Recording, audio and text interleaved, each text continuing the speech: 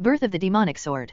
Ivy of Chaos. Source: http://novel.com/birth-of-the-demonic-sword.html. Generated by Light Novel Crawler. Birth of the Demonic Sword C1-50. Chapter 1:01. Birth. Darkness. This was his first thought after waking up. Where am I? He tried to move his limbs, but the sensation of touch had something amiss from what he was used to. Wait, can I think? I clearly remember getting shot in the chest by those gangsters. Am I in a coma? He tried again to move or open his eyes, but the only thing he could feel was the sensation of being cramped, and the only thing he could see was darkness. I guess I'm still alive. Seems that I can't even achieve a quick death in my life. Well, at least it's warm in here. There was a constant warmth in his body, making the environment quite cozy. At least after I wake up my parents will let me off the hook for a while. Maybe I should just take this chance to get away from that house and go abroad. There should be at least a cleaning service hiring me. He thought of the possibility of exploiting that near-death experience as a mean to break free from the cage he called home. He considered how his parents would react once he said to them that he will drop the university to be a dishwasher.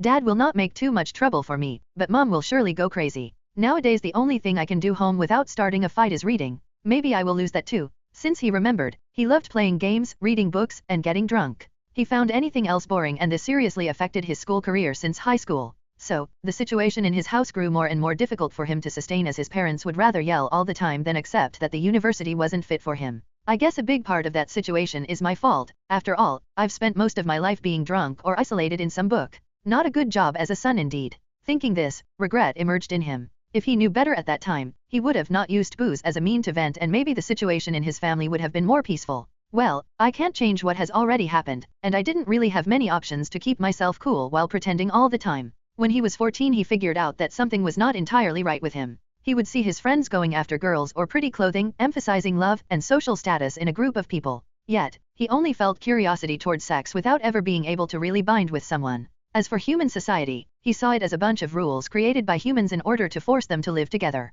Aren't those rules created by men? As a man, I should have the right to ignore them and live the way I want to. Time kept on passing while he was thinking, without him noticing that his thinking speed was way lower than usual. In the end, it's a world ruled by money. If you have it you can do whatever you want. If not, you can only end up in one of the gears of society, accumulating money till the moment you die. What a pitiful way of living. Forced by the rules of humans to work in order to accumulate pieces of paper, while those have value only thanks to the same rules you are obeying. True freedom is only achievable by gathering enough paper. Is there even value on living a life like this? His reasoning would stop from time to time as he would sleep or try to wake up his body. In this way, days passed. Maybe I'm in a permanent coma and I will have to wait for true death in order to be freed from this darkness. The darkness surrounding him started to affect his mood. The only thing keeping him sane was the warm feeling in his body. It was at that point that light appeared in the world of darkness, which seemed to get bigger as time passed by. Finally a change? I should follow th. All of a sudden, some kind of compression pushed him from the cramped space he was in towards the light. It seemed to be a slow and painful process of which he felt the pressure.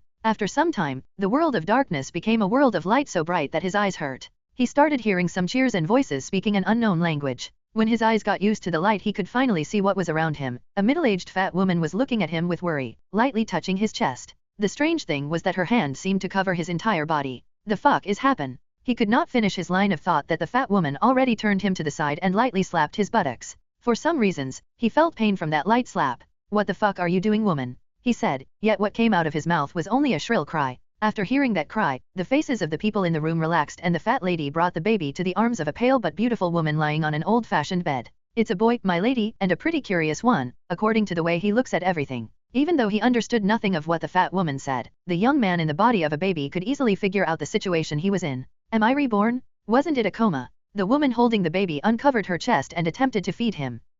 Before he could say, or rather yell anything, a liquid poured down inside of his mouth and he lost himself in the dizziness of his first meal. I will name you Noah. Yes, Noah Balvan, it's a good name. Noah looked at the woman feeding him with half-closed eyes. The woman had long black hair untied on his back and ice blue eyes below her thin eyebrows. Sure, my mother is beautiful. Noah should be the name she gave me, at least it's a good name. The door of the room opened and a man in his 40s with short black hair and a stern face walked directly toward the woman on the bed. Lily, let me see the child. Saying so, the man directly took Noah in his arms and raised him in the air to have a better view of the baby. The fat woman and the other two maidservants on the side of the bed lowered their heads at the sight of the man. Even Lily held her angry voice back at the sight of Noah being suddenly taken away from her chest. A bit pale and skinny, but there seems to be some kind of wits in him. Maybe he will not be able to be a guard for the main family, but he might succeed as counselor. You did a good job, Lily. Saying so, the man gave the baby back to his mother and moved toward the exit. Seeing this scene, Lily said softly, Reese, he's your son and his name is Noah, can't he aim at being more than a simple guard?